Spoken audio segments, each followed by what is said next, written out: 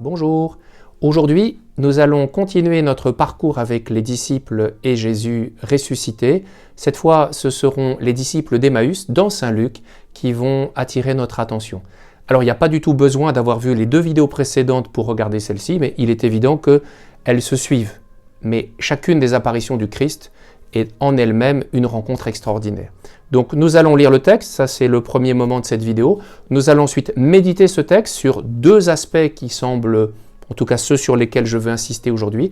Et puis en conclusion, une conclusion qui prendra son temps, eh bien nous allons essayer d'actualiser ce texte pour en retirer pour nous, pour le temps pascal qui continue, pour les événements que nous sommes en train de vivre, essayer d'y retrouver quelque chose à manger, entre guillemets. De l'Évangile selon saint Luc au chapitre 24, versets 13 à 35. Et voici, 2 d'entre eux, ce même jour, faisaient route vers un village éloigné de 60 stades de Jérusalem, du nom d'Emmaüs. Ils s'entretenaient entre eux de tout ce qui était arrivé. Or, tandis qu'ils s'entretenaient et discutaient, Jésus lui-même s'approche et fait route avec eux. Mais leurs yeux étaient empêchés de le reconnaître. Il leur dit : « Quelles sont ces paroles que vous vous lancez entre vous en marchant ?» Ils s'arrêtent, l'air sombre. L'un, du nom de Cléophas, répond et lui dit : « Tu es bien le seul pèlerin à Jérusalem qui ne sache pas ce qui est arrivé ces jours-ci. » Il leur dit quoi ?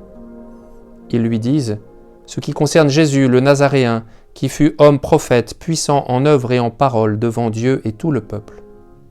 Comment nos grands prêtres et nos chefs l'ont livré pour une condamnation à mort et l'ont mis en croix.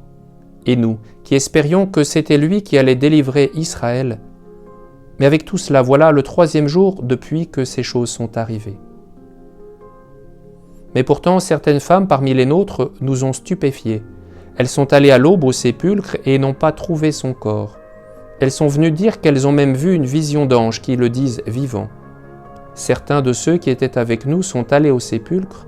Ils ont bien trouvé comme les femmes avaient dit, mais lui, ils ne l'ont pas vu. »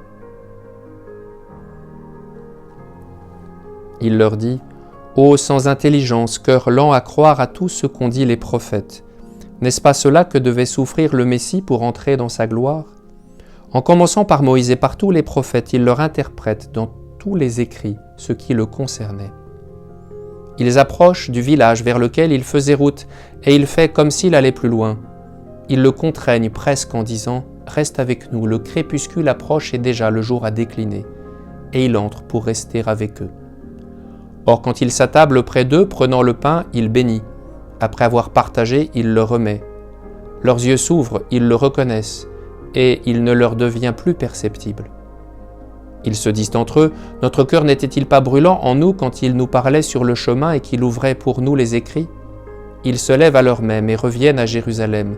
Ils trouvent groupés les 11 et ceux d'avec eux qui disent : « En réalité, le Seigneur s'est réveillé, il a été vu par Simon. » Eux aussi racontent ce qui est arrivé sur le chemin et comment ils l'ont connu à la fraction du pain. Nous venons d'écouter l'Évangile. Clairement, la trame de ce texte, c'est que Jésus vient rencontrer des hommes qui sont sur un chemin. Ils sont 2, et ça, c'est peut-être un petit peu la première surprise. Nous, on ne s'attendrait pas à ce que le Seigneur se déplace pour si peu. Après tout, 2 hommes. Et là, sur une route déserte, Jésus va prendre le temps de marcher longtemps avec 2 de ses disciples. Autre élément étrange de cet évangile, c'est comme ça que je souhaite le présenter, dire étrange, mais c'est pas étrange. Ils sont dans la campagne, c'est plutôt vague. Nous, on s'attendrait plutôt à se dire que mais la rencontre avec Dieu, c'est pas dans une église, c'est pas pendant une retraite spirituelle, c'est pas pendant la prière du soir quand je vais me coucher avant d'aller dormir. Là, pas du tout. 3e élément intéressant de ce texte, ils sont sur la route. Qu'est-ce qu'ils font sur la route ? Ils veulent changer d'air, ils partent en vacances. Quel est l'état d'esprit de ces 2 apôtres ? Ils discutent, tous les 2. Apparemment, ils n'ont pas le moral. Ce qui nous fait dire ça, c'est pas du tout l'impression que ça nous donne, c'est tout simplement qu'ils discutent avec Jésus et qu'ils discutent de choses qui ne sont pas très heureuses. L'actualité n'est pas très palpitante et ils sont extrêmement déçus. Un détail assez surprenant, comme ils ne reconnaissent pas Jésus, ça, c'est clairement précisé dans l'Évangile, ils se mettent à discuter de ce qu'ils ont sur le cœur avec un inconnu. Ça exprime pas mal de choses. Je pense que quand on fait ça, ça veut dire que spontanément, je ne confie pas mes états d'âme à un inconnu. Pourtant, c'est ce que font ces deux disciples. Voilà, donc ça c'était le premier point qui pourrait se résumer à travers cette idée simple. Jésus rejoint ses disciples qui sont en chemin, et ça c'est tout à fait inattendu. Parce que rencontrer Dieu, comme je vous le disais, c'est plutôt dans un lieu sacré qu'on s'attend à rencontrer Dieu, pas du tout au cœur d'un trajet qui fait qu'on est préoccupé par tout à fait autre chose. Le deuxième point, c'est la fin de cet épisode où ils sont dans l'auberge, ils sont arrivés à Emmaüs, ils sont au terminus de leur voyage, et là, ils vont manger. Donc c'est un moment sympathique, ils vont reprendre des forces, ils vont se restaurer, ils sont contents, ils vont se reposer, et là, il se passe quelque chose, une nouvelle fois d'inattendu. Jésus se révèle à eux à travers ce que le texte grec nous dit, la fraction du pain. Qu'est-ce que c'est que cette fraction du pain, ce partage du pain? Est-ce que c'est la messe? Est-ce que Jésus a dit la messe pour 2 disciples? Est-ce qu'il a dit la messe dans une auberge, à la tablée? Est-ce qu'il était dans une maison particulière, chez des amis? Ça nous pose question. Effectivement, ça semble être la messe. Et je vais peut-être vous surprendre, mais parce qu'il y a 4 verbes utilisés par saint Luc: prendre, bénir, rompre et donner. On retrouve ça à la multiplication des pains, on retrouve ça à la scène. Donc, en tout cas, l'évangéliste fait un lien. Est-ce que c'était la messe? En tout cas, il veut nous faire comprendre que cet épisode réfère à la messe et à la fraction du pain qu'on retrouvera aussi dans les Actes des Apôtres au chapitre 2, où c'est la même expression grecque qui est utilisée. Donc il y a quelque chose qui se passe pour ces 2 disciples. Ils ont beau être 2, ça touche la communauté. Pour achever cette deuxième partie, il y a un déclic. Leurs yeux s'ouvrent à la fraction du pain quand Jésus l'a rompu et qu'il le leur a donné. Comment est-on passé d'un geste à une âme qui s'ouvre? Eh bien, c'est la fraction du pain. Le mot utilisé par l'évangéliste, c'est que le pain a été pas seulement partagé, qui fait que il a coupé le pain, il l'a brisé, il l'a séparé, il l'a rompu. Et donc ce geste renvoie à la passion de Jésus. Ce que Jésus a mis sous les yeux de ses disciples, c'est sa mort et sa résurrection. C'est pour ça qu'ils l'ont reconnu. Je reconnais quelqu'un quand je reconnais ce qu'il a vécu. Ils sont mis en présence du mystère de la passion. Alors c'est la conclusion.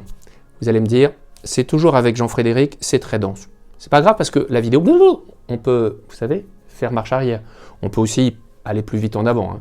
En tout cas, je voudrais terminer cette méditation en essayant de l'actualiser avec vous pour se dire, mais Jésus est venu rencontrer ses disciples, Jésus vient-il lui aussi à ma rencontre? Alors voyez, la première manière dont on pourrait se dire qu'on va actualiser l'évangile, c'est d'essayer de le lire pour nous tout de suite. Donc Jésus dit la messe dans une maison, en ce moment c'est ce qu'on est en train de vivre, donc il faut que les prêtres nous disent la messe. Voilà, ça, l'évangile ne nous dit pas ça. Et donc j'attire l'attention de chacun d'entre nous pour se dire, en ce moment on écoute la parole de Dieu, ne faisons pas dire à l'écriture ce que l'on a envie d'entendre. On ne le fait jamais d'habitude. Voilà, soyons juste attentifs à faire que ne demandons pas à l'évangile de confirmer ce que l'on pense. Mais essayons de penser à travers ce que nous dit l'Évangile, et pas l'inverse. Ça, c'est quand même une petite clé de lecture qui nous fait du bien et qu'il faut de temps en temps rappeler. La première chose que je pense chacun d'entre nous avait vu en actualisant cet Évangile pour lui, si je prends la place de ces 2 disciples sur le chemin de ma propre existence, Dieu me rejoint. La puissance de Jésus ressuscité fait qu'il marche à mes côtés. Les commentateurs avaient depuis très longtemps noté que, évidemment, l'absence de prénom d'un des disciples permet de comprendre que je peux prendre sa place. Cléophas, non, je ne m'appelle pas comme ça. Mais l'autre, on ne sait pas qui il est. Si, ça peut être moi. Donc, premier élément très simple d'actualisation de l'Évangile pour nous, je suis dans le chemin de ma vie, je suis dans la route que j'ai choisie, pas celle que Jésus m'avait désignée. C'est moi qui ai décidé d'aller vers, par exemple, Emmaüs, mais ça peut être une autre route. Jésus me rejoint là où je vais. Deuxième élément de cet Évangile, Dieu parle. Mais Dieu parle avec eux, c'est-à-dire il y a un dialogue, il y a un échange. Il commence par une question, mais Dieu me parle. Il s'intéresse à ce que je vis. Ce qui se passe dans mon existence, les joies comme les peines, là ils sont vraiment pas très heureux, eh bien il écoute. cette espèce de compassion étonnante. Dieu n'a pas d'abord un message à me dire « Tiens, j'aimerais bien que tu fasses comme ça ». Non, non. Comment vas-tu? Raconte-moi. Qu'est-ce qui se passe dans ta vie? Ça, c'est passionnant quand même, je trouve. Troisième élément d'actualisation de cet évangile, le réconfort. Alors, le réconfort avec une correction au cœur sans intelligence.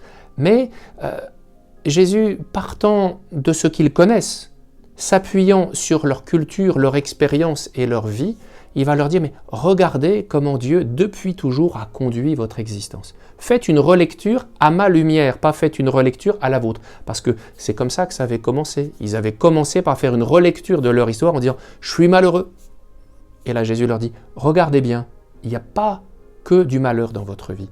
Dieu a marqué son empreinte. » C'est magnifique. Jésus se permet de leur dire comment lui voit les choses, dans sa perspective. Et donc l'actualité d'aujourd'hui, là, le virus, les problèmes d'école, la santé, le deuil qu'on peut faire comme on peut, le fait qu'on ne puisse pas se rassembler en communauté, voilà, tout ce buzz sur la messe ou pas la messe, il y a mon ressenti, il y a mon regard, et au fait, si je me sers de l'évangile, comment Dieu, lui, voit toutes ces choses? Est-ce que c'est aussi dramatique vu du côté de Dieu que ça l'est de mon côté à moi? Ah oui, dans ma sensibilité, ça me manque. Dans ma relation fraternelle, c'est quelque chose que je voudrais vivre. Mais est-ce que pour Jésus, c'est un obstacle? On va voir. Vous voyez, ils partaient vers l'inconnu, ces disciples. Ils allaient par là. Là, ils retournent à la maison. Et ça, c'est très étonnant pour se dire, mais avec Jésus, on va partir vers l'inconnu. C'est exactement l'inverse qui se passe. Le fait d'avoir rencontré Jésus, ils rentrent chez eux. Ils vont retrouver ce qu'ils connaissent. Ils vont partager leur histoire avec certains dont ils connaissent parfaitement la vie, les qualités, mais aussi, Dieu merci, malheureusement, les limites. Jésus a déposé, je crois qu'on peut dire ça, Jésus a déposé son regard dans le cœur de Cléophas et de son ami.